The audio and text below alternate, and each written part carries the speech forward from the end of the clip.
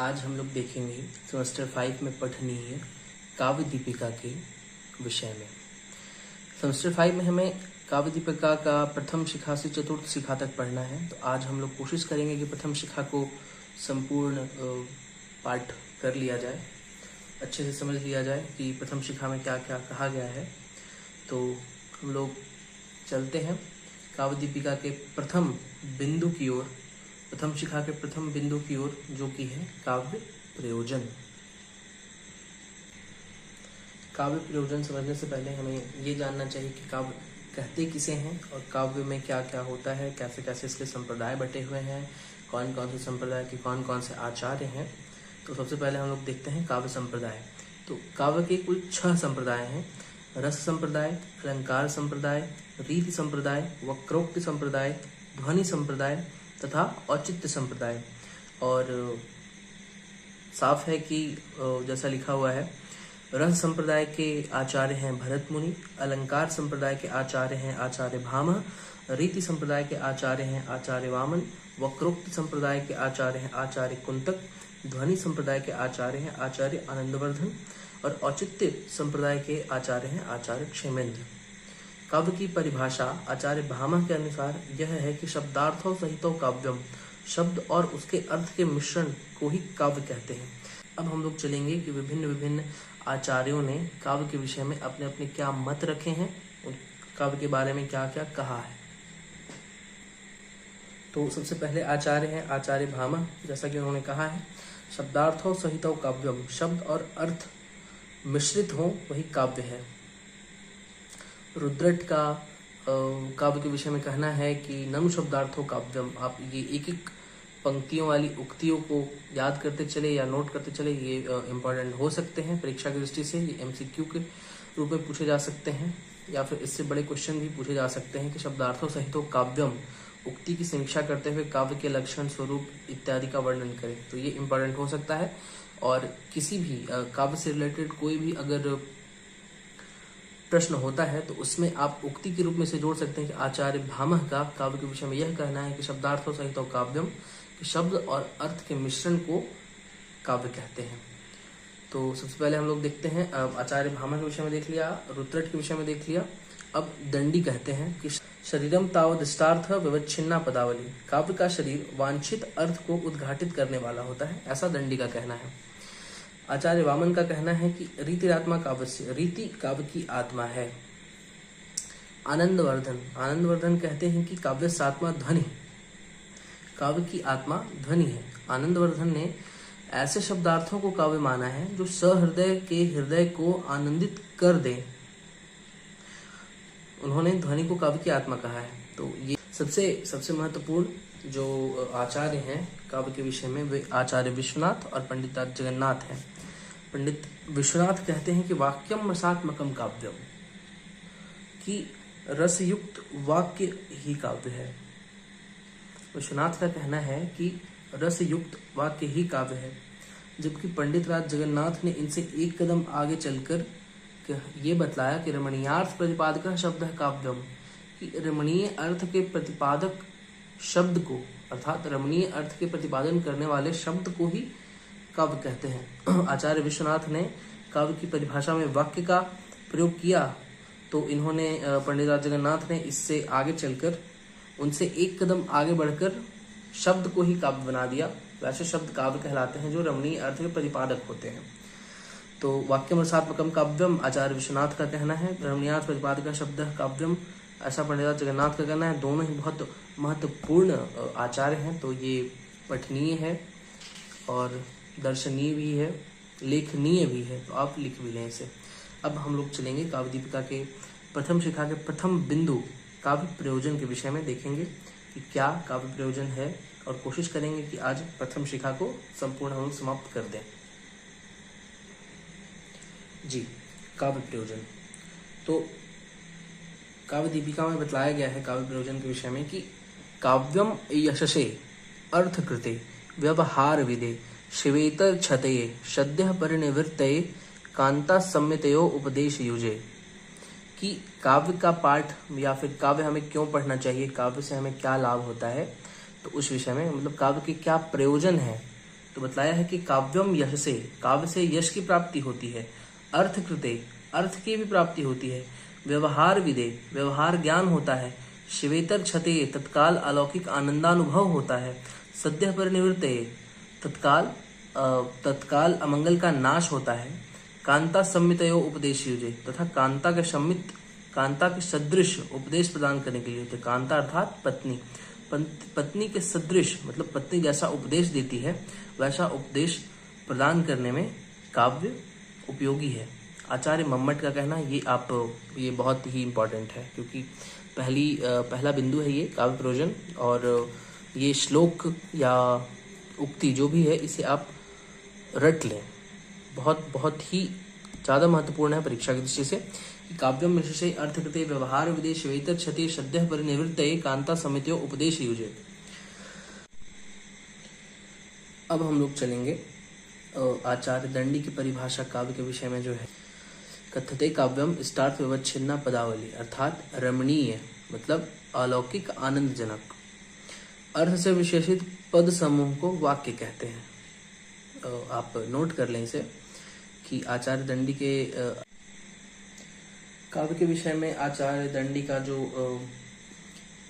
दंडी की जो परिभाषा है वो है कि कथ्यते काव्यम स्टार्थ व्यवच्छिन्ना पदावली, अर्थात रमणीय अर्थ से विशेषित पद समूह को वाक्य कहते हैं। नोट कर लें इसे कि रमणीय अर्थ से विशेषित पद समूह को वाक्य कहते हैं।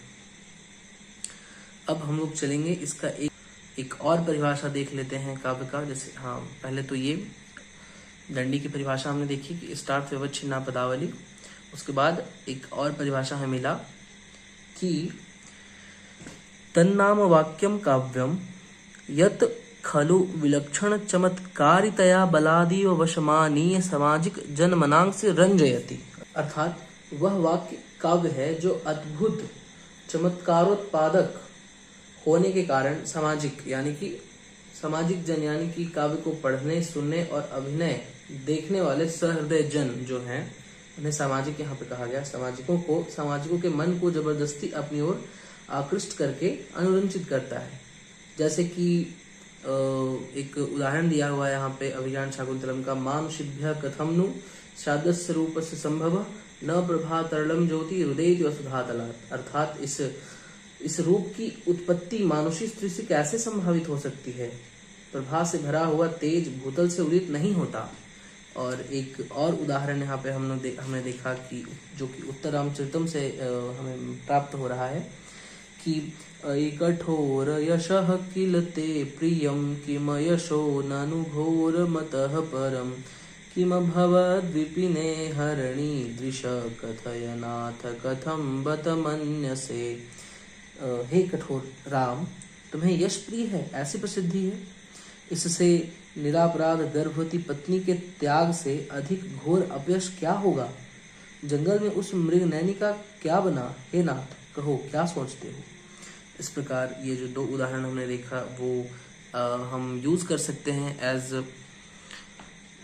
काव्य के परिभाषा के बाद उसका एक एग्जाम्पल के तौर में, कि जैसे अगर प्रश्न आता है कि काव्य किसे कहते हैं तो हम पहले तो ये देखेंगे कि काव्य के जो प्रसिद्ध आचार्य हैं उनकी जो परिभाषाएं हैं वो देना है। उसके पश्चात हम ये दे सकते हैं, मतलब जैसे दंडी है, दंडी के हिसाब से जो काव्य का परिभाषा है वो दे सकते हैं। उसके बाद जो छोटे मोटे परिभाषाएं हैं जैसे कि ये है तन्नाम वाक्यम काव्यम यत् खलु विलक्षण चमत्कारितया बलादि वशमानी सामाजिक मनांक जनरंजति।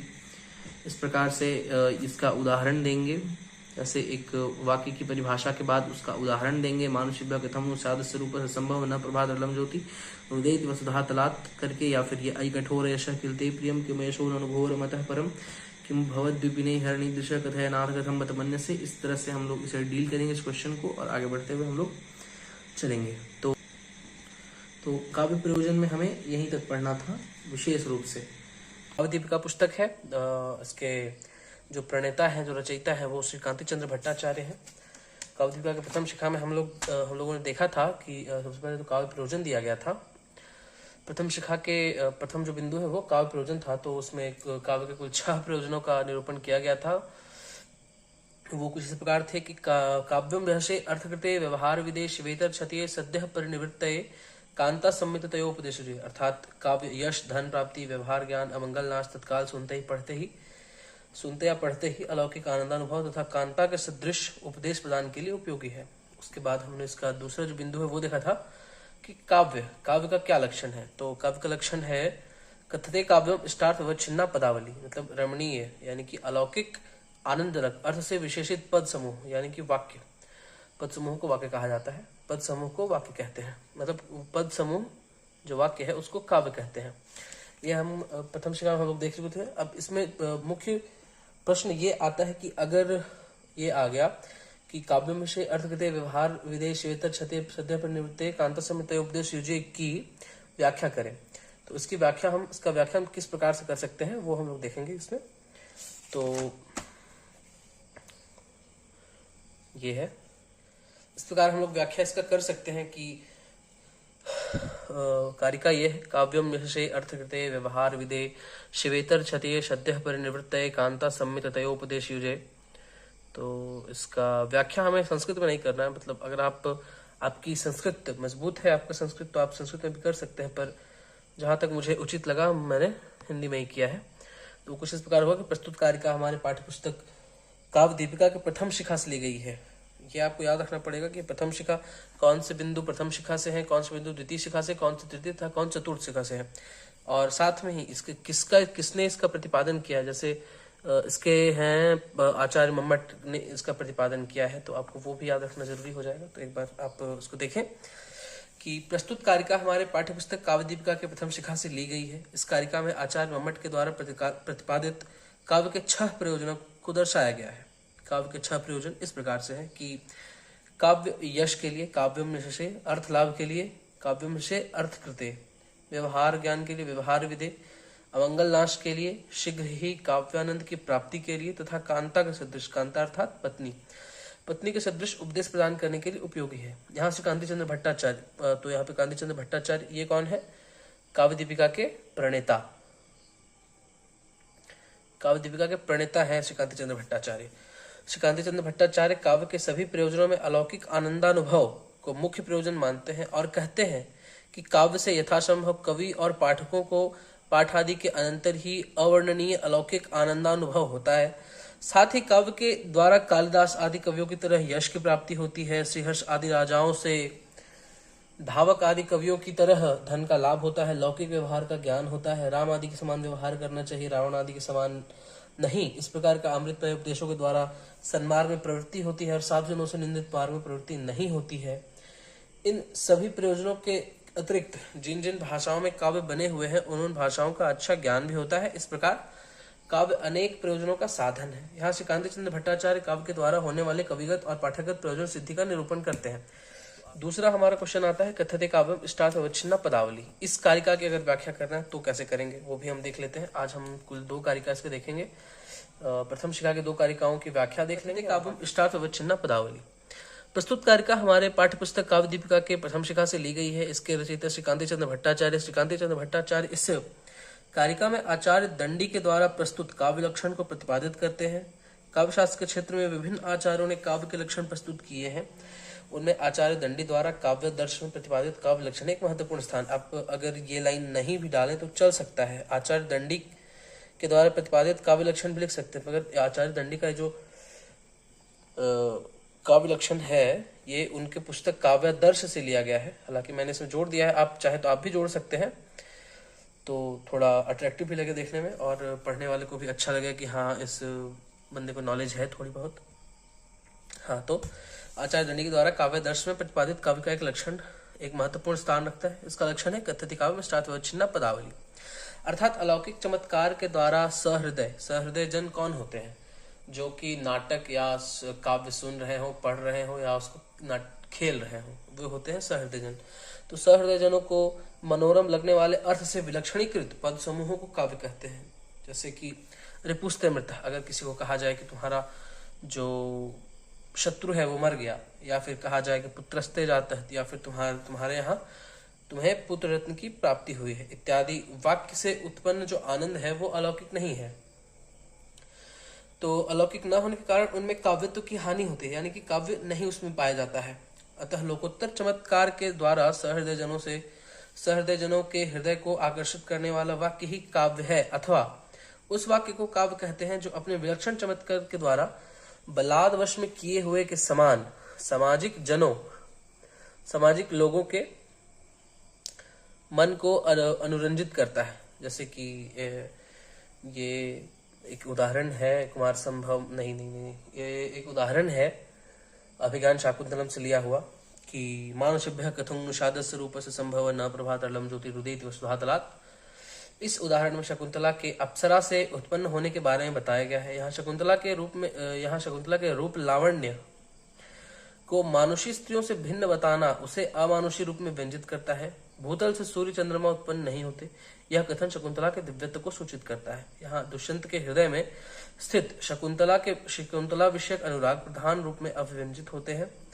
वह ही रस अलंकार आदि के रूप से सहृदय जनों के हृदय को आनंदित करता है, अतः उपरोक्त वाक्य काव्य के रूप से जाना जाता है।